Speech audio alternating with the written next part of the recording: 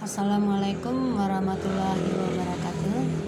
Baiklah anak-anak, kita lanjutkan materi kita yang berikutnya tentang induksi magnet yang kemarin. Di sini kita membahas induksi magnet sama dengan nol. Kapan induksi magnet sama dengan nol atau sigma B sama dengan nol? Kamu perhatikan gambar. Ini ada beberapa gambar yang ibu sajikan. Gambar yang pertama, ada dua pengantar dialiri arus. Kedua pengantar itu terpisah sejauh D. Nah, ini sejauh D. Kemudian titik berada di sebelah kiri pengantar pertama, kita misalkan titik P. Nah, titik P untuk pengantar yang pertama, titik P berada di kiri, timbul induksi magnet yang arahnya keluar D1. Kemudian untuk pengantar yang kedua, jaraknya dari titik P pengantar yang kedua ya, jaraknya di sini ini sama dengan A1 ditambah D. Itu jaraknya. Karena harusnya ke bawah di sini, kemarin kita udah visualkan dengan kaidah tangan kanan, maka arah B karena pengantar arus yang kedua ini timbul arah induksi magnetnya masuk menuju layar. Nah, karena arah B1 dan B2 berlawanan, kemungkinan jumlah B di titik P bisa sama dengan 0 kalau B1 sama dengan B2. Nah, kita rumuskan sigma B sama dengan 0, B1 sama dengan B2. Berarti di sini mu 0 I1 per 2 Pi A1 sama dengan mu 0 I2 per 2 Pi A2. Kita coret mu 0 dengan mu 0, kita coret 2Pi dengan 2Pi, tinggal I1 per A1 sama dengan I2 per A2 atau I1 banding I2 sama dengan A1 banding A2.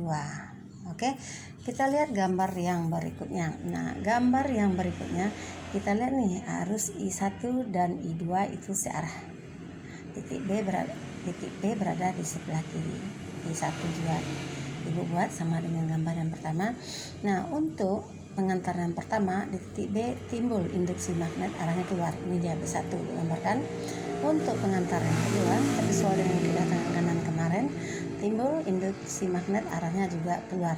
Nah, mungkinkah sigma B sama dengan 0? Karena dua buah vektor yang searah ini kita jumlahkan. Ini tidak mungkin sama dengan 0. Nah, ibu lihat gambar satu lagi, gambar yang ketiga. Nah, di sini ada I1 dan I2 terpisah sejauh D misalkan. Nah, I1 dan I2 itu searah, titik P berada di antara I1 dan I2. Titik P itu pada I1 jaraknya kita misalkan A1, pada I2 jaraknya kita misalkan A2.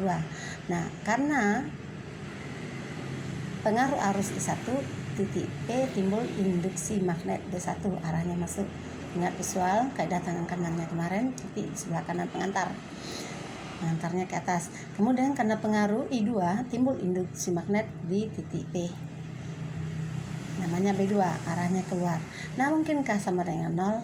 Mungkin kalau B1 dan B2 sama besar. Jadi rumusnya bisa kita jabarkan tadi lagi, sigma B sama dengan 0, I1 per I2 sama dengan A1 per A2.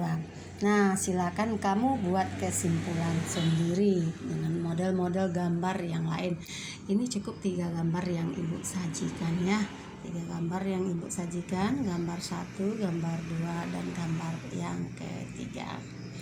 Oke, ibu kasih contoh soal 1. Ya, kita kasih contoh soal. Cukup jelas. 2 buah kawat terpisah pada jarak 12 cm. 2 buah kawat terpisah pada jarak 12 cm. Masing-masing kawat itu dialiri arus 2 ampere dan 3 ampere. Kamu lihat gambarnya. Ini 2 buah kawat 2 ampere, 3 ampere terpisah pada jarak 12 cm. Nah, ini arusnya searah sama dengan contoh kita yang ketiga tadi, gambar yang ketiga. Kamu lihat lagi yang tayangan pertama tadi. Nah, di manakah letak suatu titik yang kuat medannya sama dengan 0? Kamu perhatikan ibu gambar. titik P, kita misalkan titik itu titik P. Dari pengantaran pertama A, dari pengantar yang kedua jaraknya A2 itu 12 dikurang A1 di sini. Ini kalau kita udah pakai A, berarti ini udah kita pakai A jaraknya, tinggal ini 12 yang jarak ini 12 dikurang A. Karena jarak ini tadi sama dengan 12 gitu. Oke. Nah, rumus tadi kita jabarkan lagi nih. I1 per I2. Nah, ini A jaraknya tadi untuk kawat pertama, kawat yang kedua 12 dikurang A. Jadi 2/3 sama dengan A per 12 dikurang A. 3A kita kali silang, 3A ini yang kali silang 24 dikurang 2A. Ini pindahkan ke kiri, 3A ditambah 2A sama dengan 5A sama dengan 24. Jadi A itu 24/5 sama dengan 4,8 cm.